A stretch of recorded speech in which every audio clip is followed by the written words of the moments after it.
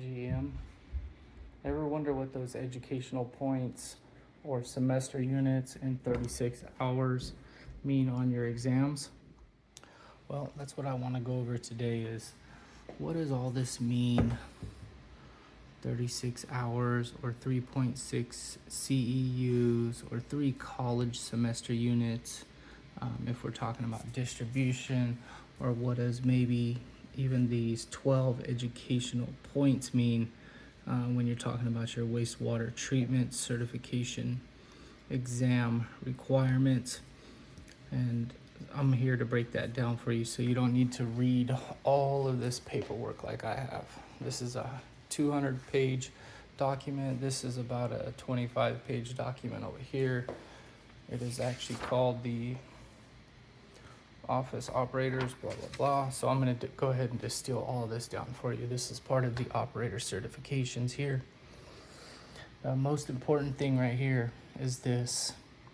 Do not try to falsify any documents, please. The guys there at the board are very knowledgeable, very understanding, very caring. They manually review all these applications to apply to take the exams, and if they catch you trying to fake documents, it is a fine up to $5,000 per violation. And quite simply, it's just not worth it. You should have integrity.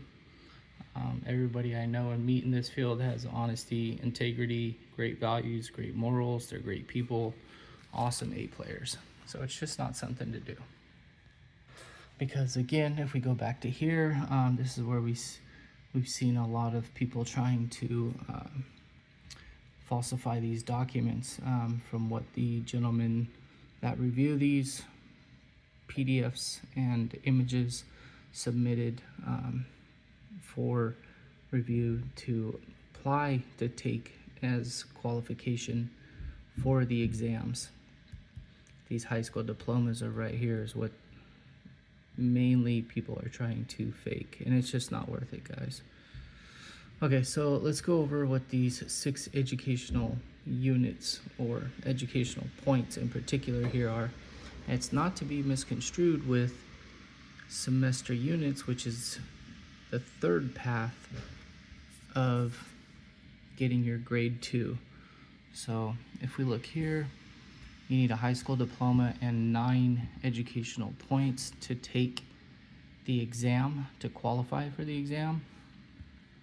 And then if you want to get your certification, you need to pass the exam and have 18 months of full-time qualifying experience as a grade 1 operator. I'll explain, qualifying experience requirements later on.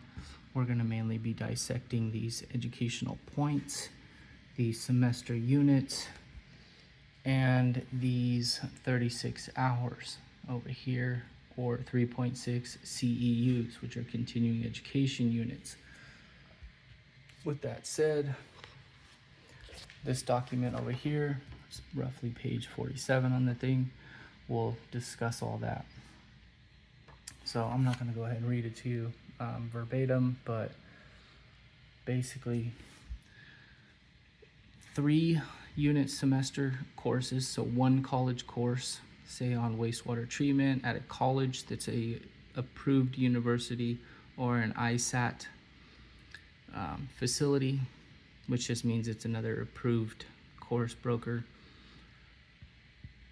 is equal to 8 educational units. So that is actually more than enough for your grade 1, but not quite enough for your grade 2 as an educational point. So 1 semester, 1 3-unit semester course is not enough. So if your course is more than 3 units, you'll get them on a prorated basis.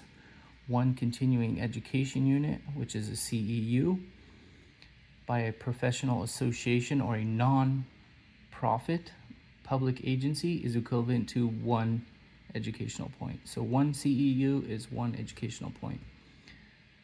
For any other course that's given by an approved entity that is not a public or non-profit company or entity, 10 classroom hours is 1 educational point.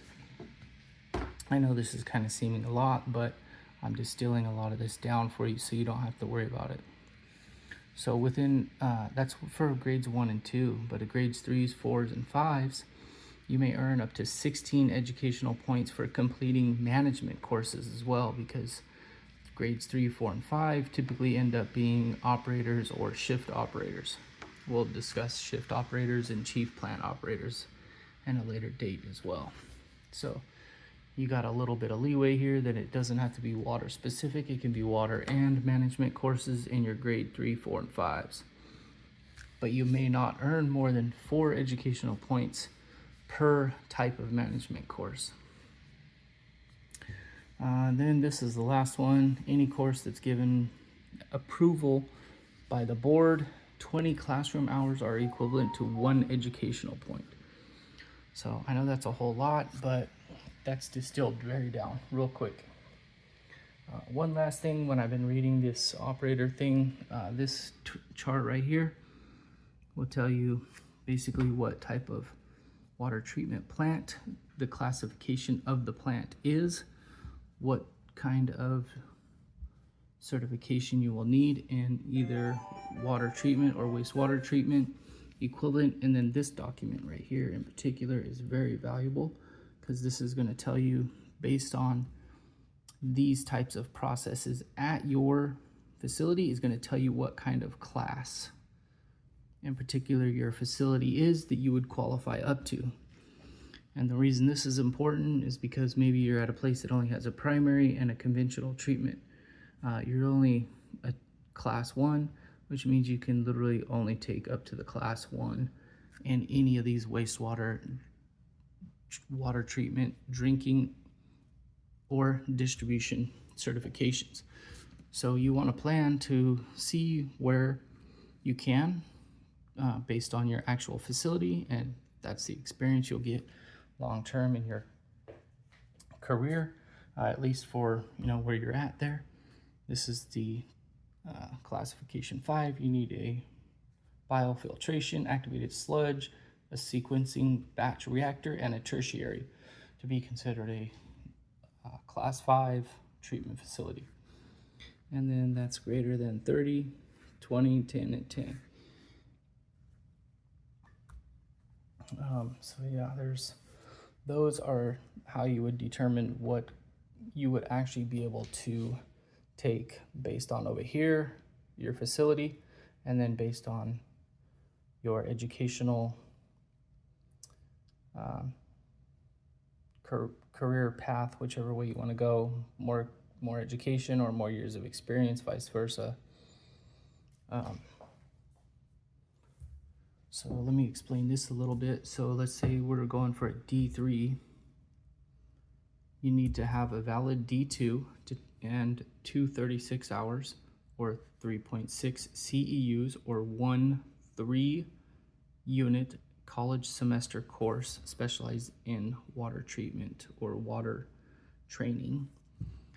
So that's to take the exam, and then to actually get your certification, you need to have passed the P3 or D3, sorry, a 1 year of operator experience working in a certified D2 position at a D2 system or higher.